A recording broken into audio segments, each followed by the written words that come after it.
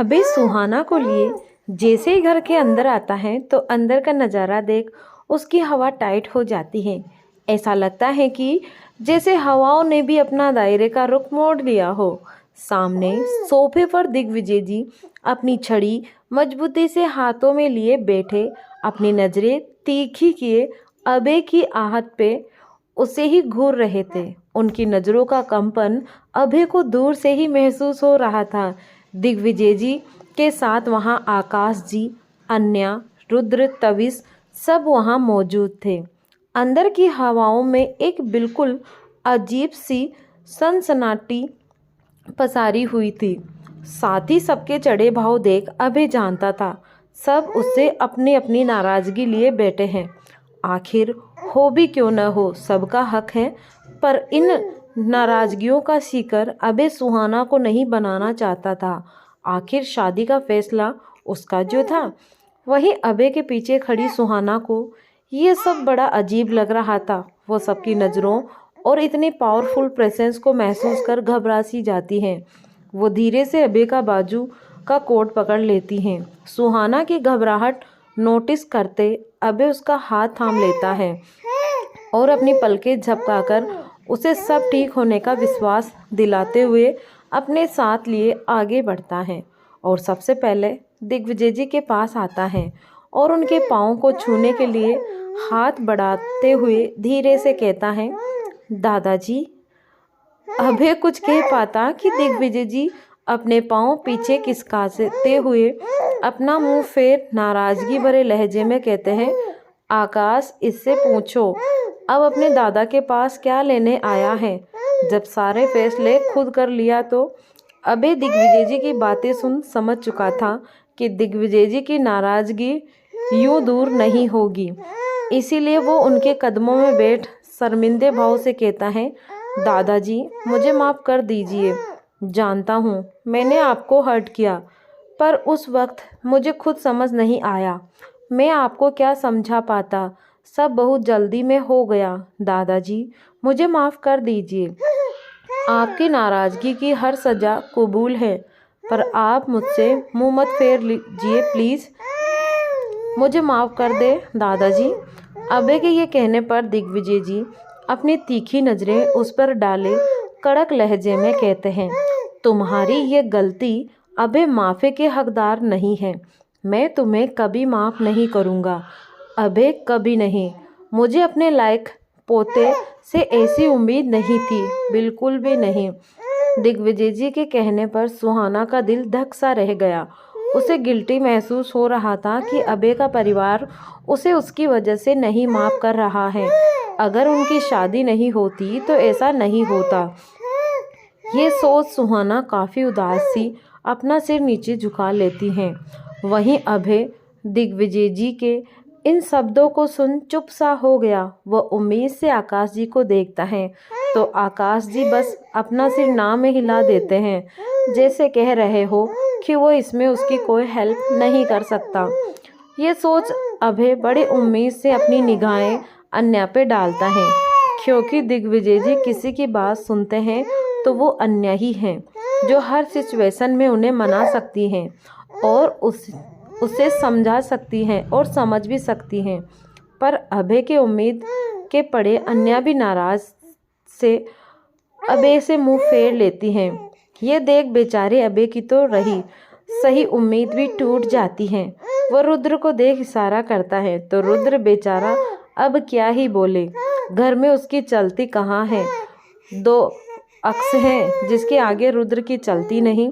पहले उसके दादाजी की और दूसरी उसकी बीवी, और यहाँ दोनों नाराज बैठे हैं। बेचारे अभय उसे समझ नहीं आ रहा था कि वो अब क्या ही करे। वो हताश चेहरा लिए उठाता है और दिग्विजय जी के सामने हाथ जोड़ कहता है, दादाजी, मानता हूँ मुझसे गलती हुई, पर मैं हार नहीं मानूंगा। मैं आपसे आशीर्वाद और माफ़ी दोनों लेकर रहूँगा। अभय अपनी बात कहे एक नज़र सबको देख सुहाना की तरफ मुड़ता है, पर जैसे ही अपने कदम बैठता है कि दिग्विजय जी कड़क आवाज़ उसके कानों में पड़ती है, कहाँ चले तुम। आकाश, इससे कह दो इस दादाजी की नाराज़गी अपने पोते से हैं। अपनी बहू से नहीं। ये सुन थोड़े अभय आश्चर्य से उन्हें देखता है तो दिग्विजय जी अभय को घूरते हुए कहते हैं, आकाश, इससे कहो कि जो चाहिए जो करना है ये शौक से करे, अकेले करे, पर इस घर की नई बहू इस घर में ही रहेगी। चाहे उसके पति को दिक्कत हो या मेरे पोते को, मुझे कोई फर्क नहीं पड़ता। दिग्विजय जी की बात सुन अभय एक पल आश्चर्य से उन्हें देखता रह जाता है। फिर अगले ही पल उनके चेहरे पर खुशी खिल जाती है, जैसे मन से बोझ उतर गया हो। दिग्विजय जी ने सुहाना को बिना सवाल के अपना लिया। ये देख अभय काफ़ी खुश होता है और उन्हें उनके गले लगे कहता है, जैसे आप चाहे दादाजी वैसे ही होगा। Thank you so much. Abhay का थैंक यू सुन दिग्विजय जी अपनी छड़ी उसके पाँव में चलाते हैं, जिससे वो दिग्विजय जी से दूर हुए अपने पाँव को सहलाते हुए एक आह भरता है। दिग्विजय जी उससे गुस्से में घूरते हुए कहते हैं, नाराज हूँ मैं तुमसे, अब तक ये याद रखना, माफ़ नहीं किया है मैंने। दिग्विजय जी के बोलने पर अभय मुस्कुराता हुआ हाँ में सिर हिलाता है, तो वहीं सब अपना मुंह दबाए हंस देते हैं। तभी सबके कानों में एक प्यारी सी आवाज़ आती है, चाचू चाचू। रुद्रांश की आवाज़ सुन अभय मुस्कुराता हुआ उसकी तरफ मुड़ता है कि रुद्रांश उसके पास भागते हुए आता है और उसके पाँव से लिपट अपनी बाहें फैलाकर कहता है, चाचू मुझे जल्दी जल्दी उठाओ, मुझे कुछ देना है। अभय रुद्रांश की बात सुन उसे अपनी गोद में उठाते हुए कहता है, बोलो जूनियर चौहान, क्या देना है। रुद्रांश अभय की बात सुन अपनी आंखों को मटकाते हुए कहता है, चाचू बहुत ज़रूरी चीज़ है, मैजिक वाली। मैं मम्मा और दादाजी के साथ आज दूर वाले मंदिर गया था और मैंने भगवान से आपके और रॉक स्टार चाचू के लिए विश मांगा कि आप दोनों जल्दी से मेरी विश पूरी कर दो। मैं वहाँ से आपके लिए ये भी लाया हूँ। इतना बोल रुद्रांश अपने नन्हे नन्हे हाथों में छुपाए एक धागे को देता है। ये विश पूरी होने वाली बैंड है, इससे आपकी विश बहुत जल्दी पूरी हो जाएगी, तब आप मेरी भी जल्दी से पूरी कर दोगे ना। रुद्रांश की बात सुन जहाँ अभय झेप जाता है तो वहीं बाकियों की हंसी छूट जाती है। उस छोटे बच्चे की विश लगता है इतनी पावर में थी कि अभय को आज के आज शादी करनी पड़ी। इसीलिए कहते हैं बच्चों की प्रार्थनाओं को कम नहीं आंकना चाहिए। रुद्रांश अभय को यूं चुप देख उन्हें टोकते हुए कहता है, चाचू बोलो ना, आप पूरा करोगे ना रुद्रांश की विश, बोलो ना। अभय रुद्रांश के सवाल के जवाब दे पाता कि उससे पहले रुद्रांश की नज़रें अभय के पीछे खड़ी सुहाना पे पड़ती हैं। रुद्रांश अभय के साइड से झटकता हुआ सुहाना को अपनी टिमटिमाती आंखों से देखता है। सुहाना रुद्रांश की इस हरकत पे उसे हल्का मुस्कुराकर देखती है। ये देख रुद्रांश जल्दी से अपनी उंगलियां सुहाना पे पॉइंट करता हुआ कहता है, चाचू ये कौन है। सुहाना पे उंगली देख अभय भी एक नज़र सुहाना को देखता है। उसे समझ नहीं आ रहा था कि वो रुद्रांश से क्या ही कहे, लेकिन उसके जवाब से पहले ही आकाश जी हंसते हुए कहते हैं, अंश ये आपकी न्यू चाची हैं, आपने आज विश की थी ना, देखो आपके अभय चाचू ने पूरा भी कर दिया। वेरी फास्ट सर्विस है तुम्हारे चाचू की। आकाश जी अपनी बात कहते हुए हंसने लगते हैं, तो वही रुद्रांश ये सुन खुशी से उछलते हुए कहता है, सच्ची में। रुद्रांश खुशी से भर अभय की गोद से उतरते हुए सुहाना के पास जाता है और उससे प्यार से देखता है, आप मेरी न्यू चाची हैं। रुद्रांश बहुत क्यूट था और उसकी चेहरे की मासूमियत और आंखों की चमक किसी का दिल मोह लेने के लिए काफ़ी थी। सुहाना इस शर्म से कैसे बची रह सकती थी। वो एक नज़र अभय को देखती है जो अपनी पलकें झपकाकर उसे हाँ में इशारा करता है। ये देख सुहाना झट से घुटनों के बल बैठ उसके गालों को छूकर कहती है, हाँ आपका नाम क्या है। सुहाना के सवाल पे रुद्रांश अपना मुंह सिकोड़ कहता है, आपको मेरा नाम नहीं पता, चाचू ने नहीं बताया, वेरी बैड। रुद्रांश फिर अपने एटीट्यूड में अपना सीना चौड़ा करते हुए बड़े स्टाइल से कहता है, रुद्रांश रुद्र राय चौहान। रुद्रांश का अंदाज़ा देख सुहाना के चेहरे पर मुस्कान छा जाती है। वो बड़े प्यार से उसके गालों को छूकर कहती है, बहुत प्यारा नाम है, आप मुझसे दोस्ती करोगे। दोस्ती शब्द सुन रुद्रांश कुछ सोचते हुए कहता है, ठीक है, पर उसके लिए आपको मेरी बात पूरी करनी होगी, तभी करूँगा दोस्ती। ये सुन सुहाना चौंकते हुए कहती है, बात कौन सी बात। रुद्रांश ये सुन अपना मुंह को प्राउड में बदलते हुए कहता है, वो आप चाचू से पूछ लेना, वो आपको बता देंगे। ओके। सुहाना अंश की बात पे थोड़ा सकुचाए अभय को देखती है, जो उससे इस सवाल पे एवियोट करते हुए दूसरी तरफ देखने लगता है। ये देख अन्य आगे आते हुए कहते हैं, अभी तंग मत करो, अभी तो आई है। अंश बेटा, चाची को भी तंग मत करो, चलो आप सारा के साथ अपने कमरे में जाओ। यह सुन रुद्रांश हाँ में सिर हिलाते हुए कहता है, ओके मम्मा। इतना बोल रुद्रांश सुहाना को बाय कहते हुए वहाँ से चला जाता है। अंश के जाने के बाद दिग्विजय जी अन्या से कहते हैं, अन्या बेटा तुम नई बहू को लेकर कमरे में जाओ, काफ़ी थकान भरा दिन था, वो थक गई होगी। दिग्विजय जी के कहने पर अन्या हाँ में सिर हिलाते हुए सुहाना को अपने साथ चलने का कहती हैं। सुहाना एक नज़र अभय को देखती है, अभय उसे जाने का इशारा करता है। सुहाना को ये नया माहौल काफ़ी नया नया सा लग रहा था। दिल में हलचल थी और बेचैनी का घर भी था। अजनबियों के बीच अभय के अलावा सब नया नया सा था, पर एक बात की राहत थी कि सुहाना को किसी की नज़रों में खुद के लिए अपनापन और परायापन नहीं महसूस हुआ। सब अपना सा लगा, पर अभी भी अनजान था ये रिश्ता।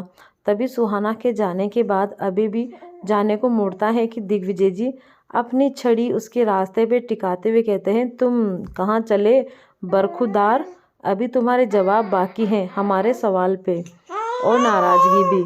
कमरे में जाने का सोचना भी मत।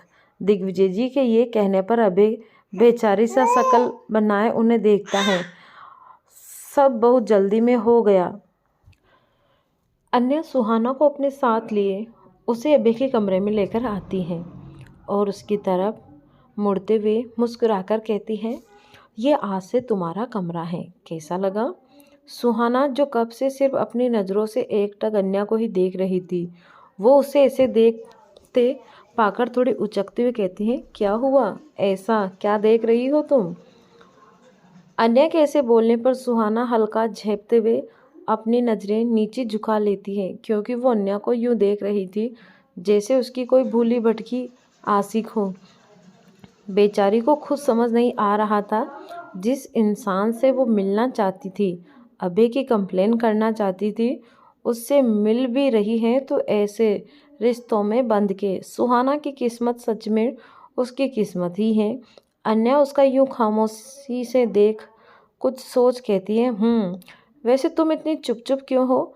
ये डिपार्टमेंट तो मेरे देवर हैं, अगर तुम चुप रहोगी तो ये खामोशी का रिश्ता आगे कैसे बढ़ेगा? क्या हुआ, कमरा पसंद नहीं आया? अन्य के सवाल पे सुहाना धीरे से अपना सिर उठाकर पहले ना में फिर हाँ में सिर हिलाते हुए कंफ्यूज सी हो जाती हैं।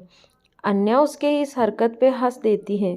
फिर सुहाना के बिहेव में नर्वसनेस नोटिस करते हुए वो प्यार से उसे देखती हैं। सुहाना, राइट? सुहाना अपने नाम पे हामी भरती है तो अन्य आगे कहती हैं, वैसे हमारा इंट्रो तो अब तक नहीं हुआ, तो कोई बात नहीं, मैं खुद ही तुमसे अपना इंट्रो कर लेती हूँ। मैं अन्य आगे कुछ कहती कि सुहाना हल्का मुस्कुराकर कह पड़ती है, इसकी ज़रूरत नहीं है, मैं आपको अच्छे से जानती हूँ, आप कौन हैं और क्या है। सुहाना ये बोलने पर अन्य थोड़े आश्चर्य से कहती हैं, अच्छा वो कैसे, अभय ने बताया?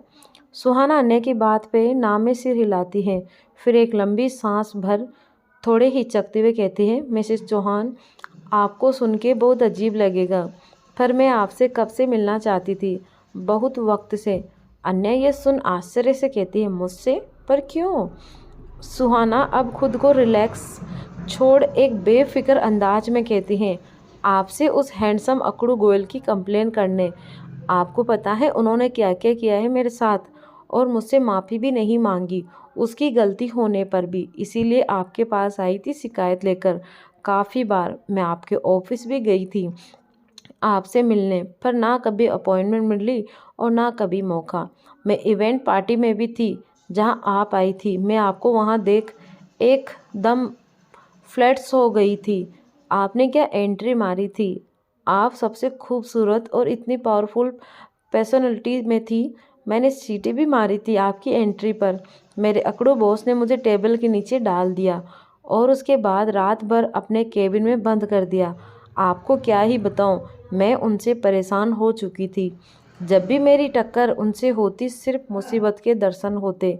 पर अब देखिए किस्मत भी क्या खेल खेलती है। आपसे मिलने का मौका भी मिला तो ऐसे, जब वो अकड़ू मेरे पति पति शब्द कहते कहते सुहाना को कब अपनी बातों को रियलाइज होते हैं। वो धीरे से अपने दांतों के बीच अपनी जीभ को दबाते हुए अन्या से नजरें छुड़ाने लगती हैं और मन ही मन खुद को कोसती हैं। ये क्या बोला, कोई वक्त था ऐसी बातें करने का सुहाना। ये एक बार जब तेरी गाड़ी निकलती है तो रुकने का नाम ही नहीं लेती। टिया सच कहती थी, तेरा कुछ नहीं हो सकता था। न जाने मिसेस चौहान क्या ही सोच रही होंगी। सुहाना खुद को मन ही मन कोस ही रही थी कि अन्या उसकी बातें सुन जोर जोर से हंसने लगती है। ये देख सुहाना उचकते हुए अन्या को देखती है। अन्या अपनी हंसी को मुस्कुराहट में लिए सुहाना के गालों को छूकर कहती है, पता है अब मुझे पता चला अबे तुमसे शादी क्यों की। क्योंकि जिसकी आंखों में सच्चाई के साथ होठों पे दिल की बातें हो, उससे सच्चा इंसान हमारे अबे के लिए हो ही नहीं सकता। और वैसे हमारा अबे इतना बुरा नहीं है। सुहाना अन्य की बात पे झेपते हुए अपना सिर हल्का झुका लेती है। ये देख अन्य धीरे से उसके कानों के पास आए कहती है, वैसे तुम अब भी शिकायत कर सकती हो मुझे। अगर वो तुम्हें आगे तंग करे तो मैं उसकी अच्छे से खबर लूँगी। सुहाना ये सुन धीरे से हाँ में सिर हिलाती हैं, फिर जल्दी से ना में सिर हिलाती हैं। ये देख अन्या मुस्कुराते हुए उसे बेड पर बैठाते हुए कहती है, तुम आराम करो, मैं तुम्हारे लिए कुछ भिजवाती हूँ।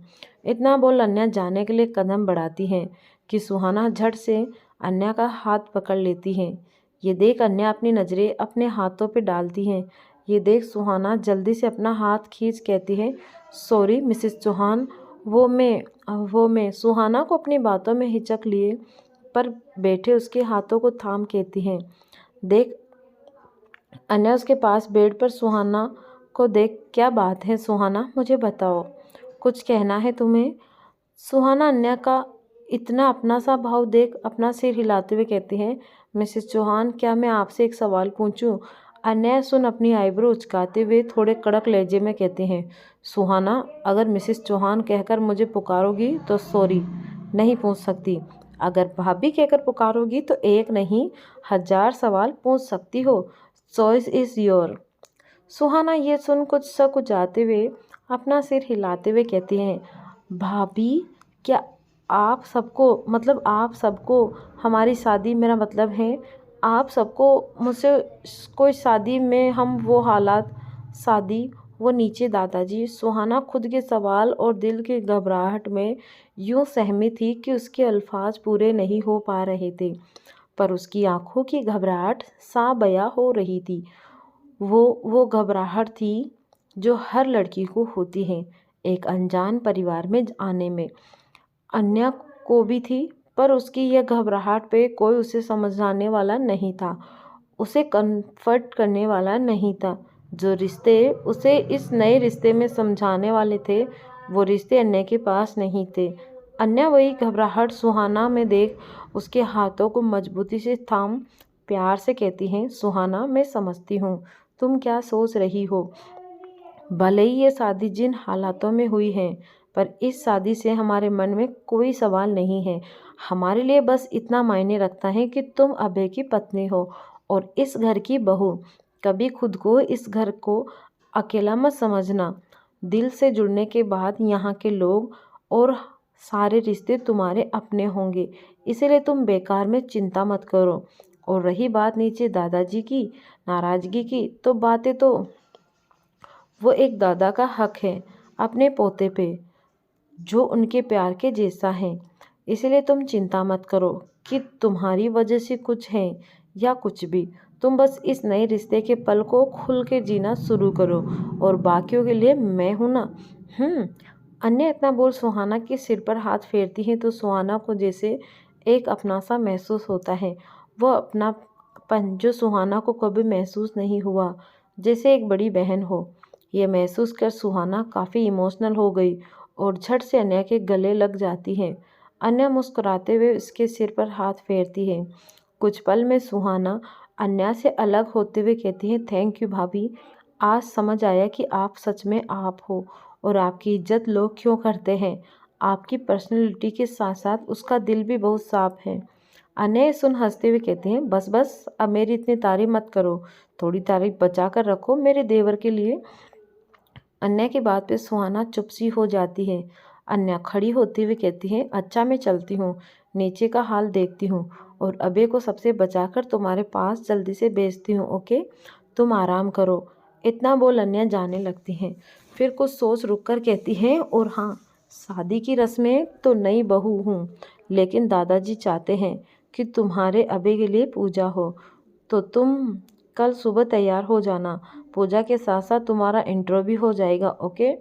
अन्य के बाद सुहाना हामी भरती है तो अन्य वहाँ से चली जाती है। वहीं नीचे हॉल में वहीं बेचारे अबे की वहाँ परेड लगी हुई थी। वो अबे को कान पकड़वा कर वहीं अपने सामने खड़े किए हुए थे। अबे बेचारों से सूरत लिए दिग्विजय जी से कहता है, दादाजी सॉरी, आप कब तक मुझसे ये सज़ा देंगे। अबे की हालत देख आकाश दी दिग्विजय जी को समझाने की कोशिश करते हुए कहते हैं, डैड आप माफ़ भी कर दीजिए ना अभय को, आप कब तक इसे ये बच्चों वाली सज़ा देंगे। अब वो बच्चा नहीं रहा डैड। दिग्विजय जी गुस्से में आकाश जी को देख कहते हैं, बच्चा नहीं है तो क्या, अपने दादा को बिना बताए बड़े बड़े फैसले ले लेगा। आकाश जानता हूँ ये बच्चा नहीं है, इसीलिए इसे सज़ा दे रहा हूँ।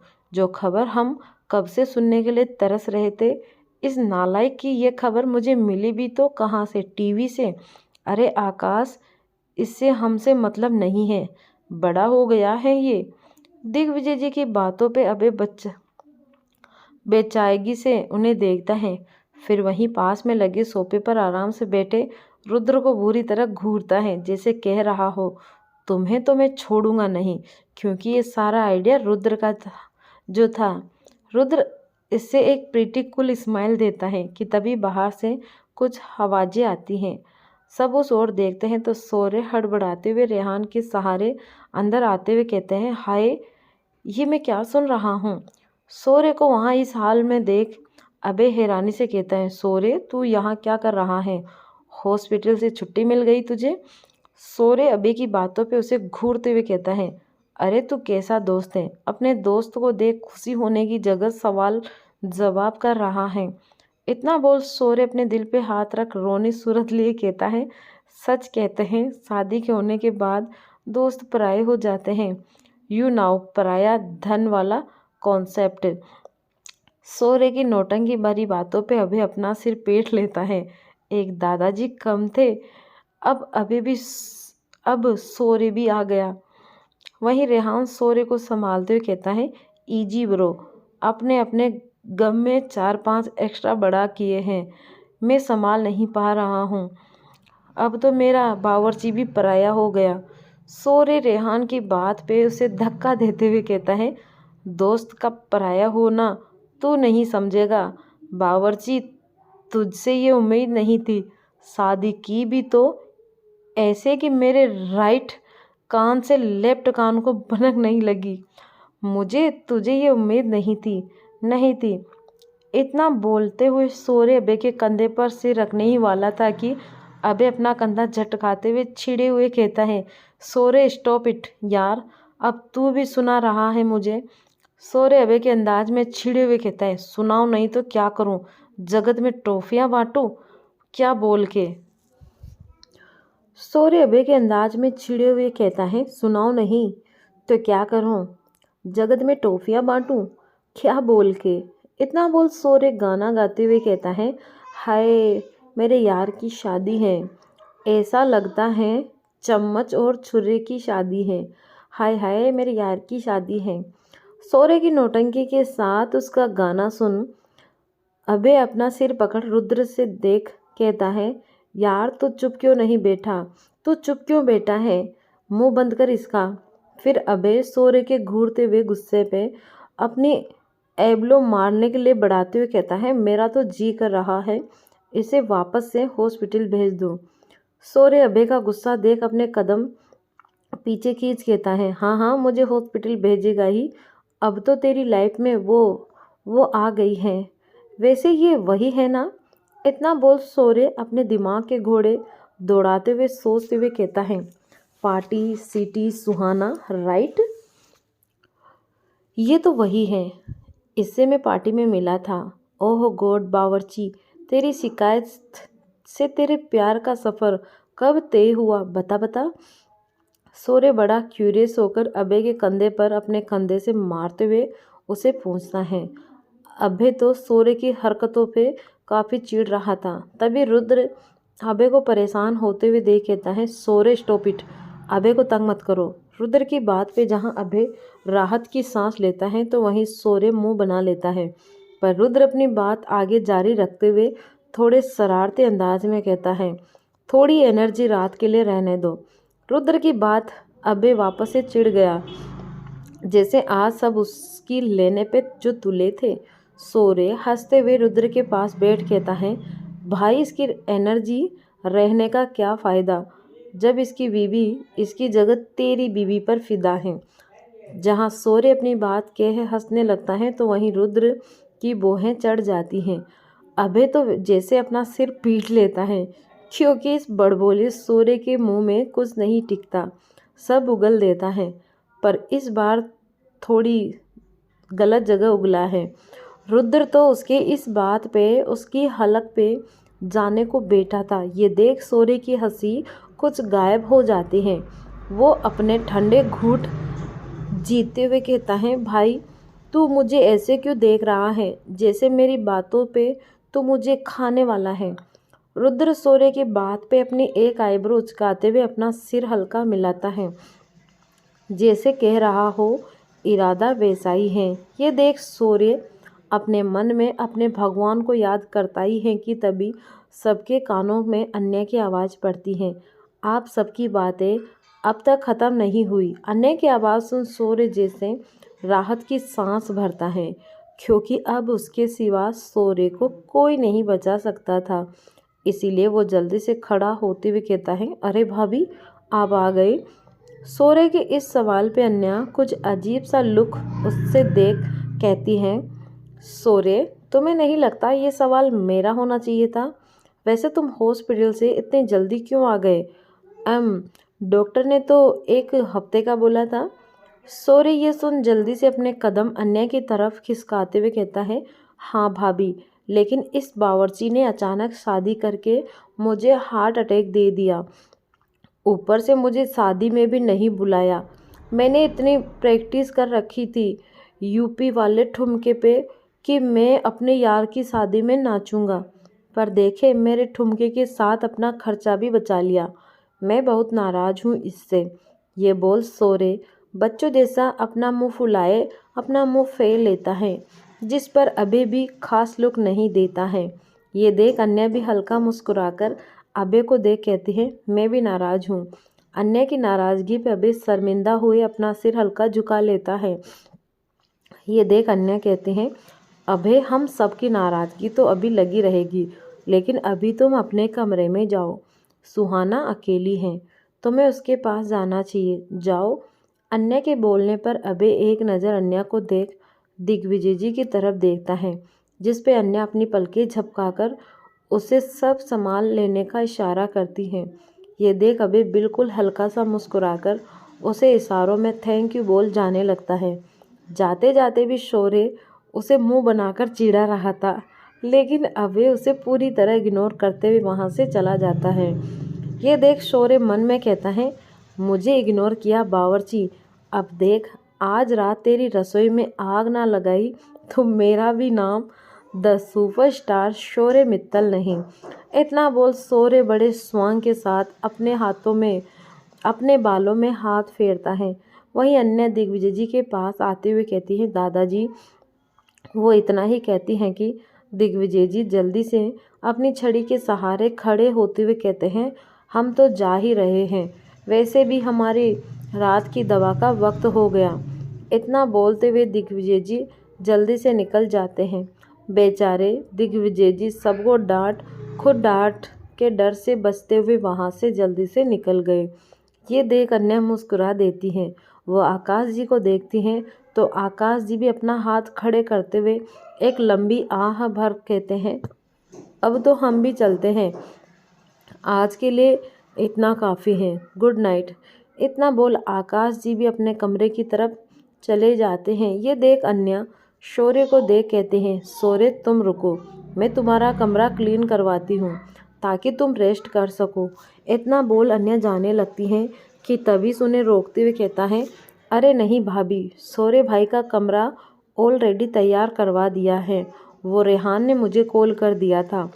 ये सुन शौर्य तबीस के गाल खींचते हुए कहता है, अरे वाह मेरा छोटा मुन्ना बड़ा हो गया, अपने भाई की शादी के बाद जिम्मेदार भी। चल आज तू मेरे साथ रुकना, अब बावर्ची तो पराया हो गया है, तो अब हम दोनों एक दूसरे के साथी काफ़ी हैं। चल गुड नाइट भाभी। इतना बोल शौर्य तबीस को अपने साथ लिए जाने लगता है तो रेहान भी उनके पीछे आते हुए कहता है, अरे मेरे लिए रुको भाई, यार मैं भी सिंगल ही हूँ अभी। शौर्य उसकी बात पे उसे एक लुक देते हुए कहता है, तू अपनी करनी से है, सिंगल कहाँ है तू, शादीशुदा है, और शादीशुदा वालों की हम बैचलर की ज़िंदगी में कोई जगह नहीं है, चल हट। ये सुन रेहान मुंह बनाते हुए कहता है, ऐसा मत बोलो भाई, बैचलर ही हूँ अभी वैसे। तभी उसकी बात पे रेहान की चुटकी लिए कहता है, हाँ शौर्य भाई, ये शादीशुदा वाला बैचलर परवानी है, यहाँ नहीं पाया जाता। इतना बोल तभी हंसते हुए शौर्य को ताली देता है तो शौर्य भी मज़े लेने लगता है। ये देख बेचारा रेहान चिढ़ते हुए तबीस का गला दबोचते हुए कहता है, और अब तू भी नहीं पाएगा जाएगा। तीनों ही ऐसी हंसी टिटोली में अपने अपने कमरे की ओर चले जाते हैं। वहीं सबके जाने के बाद अन्या एक ठंडी आह भरती है कि तभी पीछे से रुद्र उसकी कमर पकड़ खुद के करीब करते हुए उसके कानों में धीरे से सरगासी करते हुए कहता है, अब आपका क्या ख्याल है मिसेस रुद्र राय चौहान, अब चले हमारे कमरे में। अन्या रुद्र की सरगोश में पिघलने लगती हैं कि तभी रुद्र उसके गर्दन को होले से चूम लेता है, जिससे एहसास में अन्या के मुंह से हल्की सिसकियों के बीच आग आ जाती हैं। रुद्र बिना वक्त गवाए अन्या को अपनी बाहों में उठा लेता है और अपने कदम बढ़ा लेता है। अन्या अपनी बाहों का घेरा रुद्र की गर्दन के इर्द गिर्द लपेट उसकी आंखों में देख रही थी।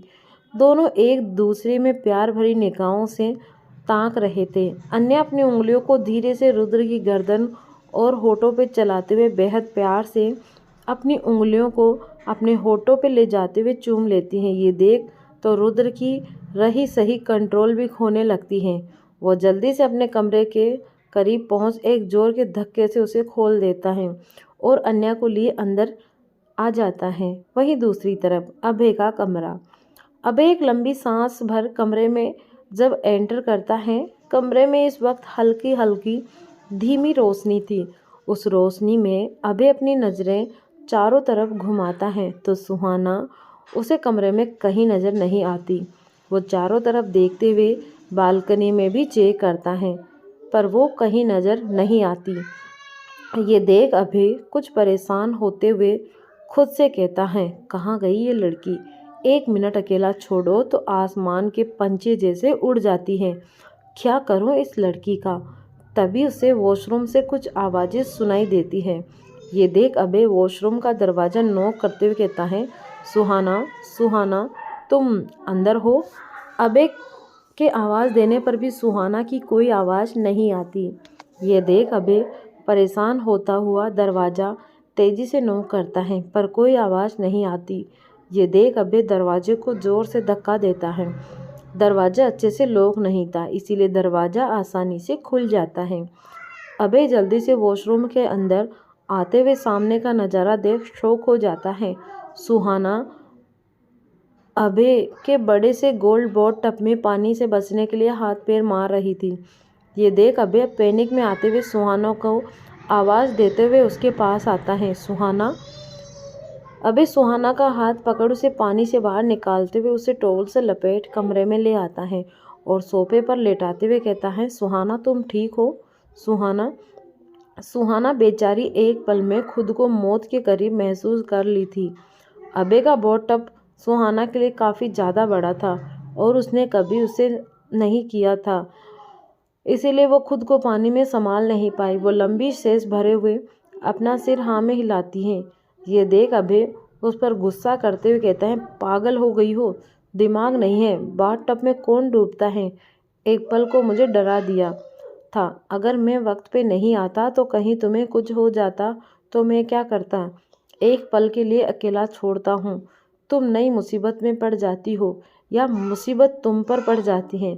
मैं आज के बाद तुम्हें कभी खुद से दूर नहीं करूँगा, वरना पता नहीं कब कहाँ कैसे मुसीबत बुला लो। सुहाना को अबे की डांट पे एकटक उसे देख रही थी। उसे अपनापन उसका अपनापन और हक था उस डांट पे, जिस पे सुहाना के दिल में एक खलबली मच रही थी। सुहाना को अबे की डांट पे एकटक उसे देख रही थी। उसका अपनापन और हक था उस डांट पे, जिस पे सुहाना के दिल में एक खलबली सी मच रही थी।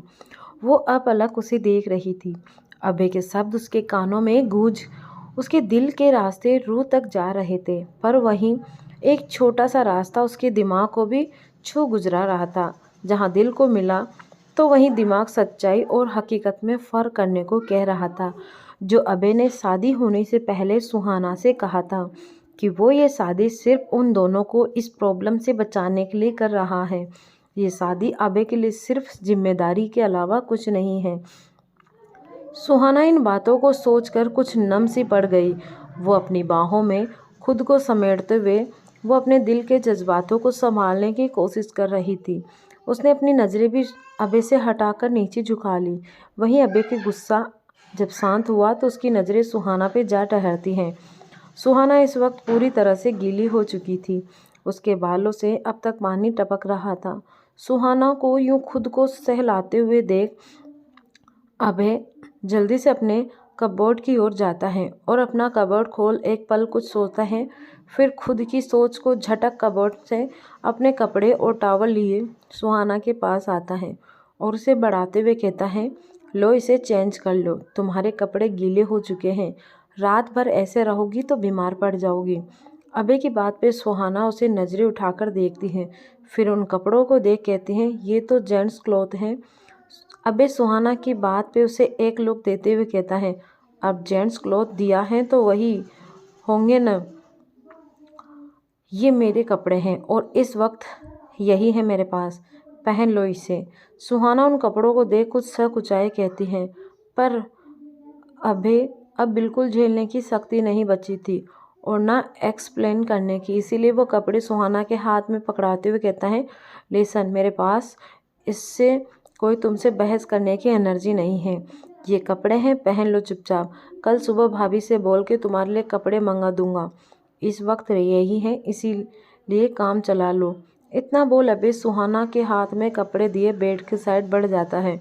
बेचारी सुहाना एक नज़र अबे को देखती है तो कभी कपड़ों को, जैसे उसके मन में कोई बात है जो वो अबे को कहना चाहती हैं, बट आई डोंट थिंक अबे सुनने के मूड में नहीं लग रहा था। इसीलिए सुहाना अपना सिर झटकते हुए कपड़े लिए वॉशरूम में घुस जाती है। दरवाजे की आवाज़ सुन अबे एक नज़र वॉशरूम के दरवाजे को देख अपनी नेक टाई उतारते हुए कहता है, आखिर बार तो मेरी माननी पड़ी, अब टोकने और रोकने बिना सुन ले तो क्या इसकी अकड़ कम पड़ जाएगी। हद है ये लड़की भी, कभी स्मगलर के चक्कर में पड़ जाती है तो कभी रिपोर्टर्स के चक्कर में, इसे भी चैन नहीं मिला तो बाथटब में डूब गई। बाथटब में कोई डूबता है क्या भला, ये भी ना अजीब है, बहुत ज़्यादा अजीब है। पहले तो हर वक्त बोलती रहती थी, पर अब देखो शब्द भी गिन चुनकर निकालेगी, पर वो भी बिना फालतू के। अबे सच में तू बच के रहना, वरना तो तू पागल हो जाएगा। अबे खुद में ही बड़बड़ा रहा था, तभी उसे रियलाइज़ होता है कि वो बिल्कुल इस वक्त सुहाना जैसा बिहेव कर रहा है। शादी में अपोजिट एक्टर्स वाला कॉन्सेप्ट तो उसने सुना था, पर यहाँ तो अपोजिट चेंजेज वाला कॉन्सेप्ट चल रहा है।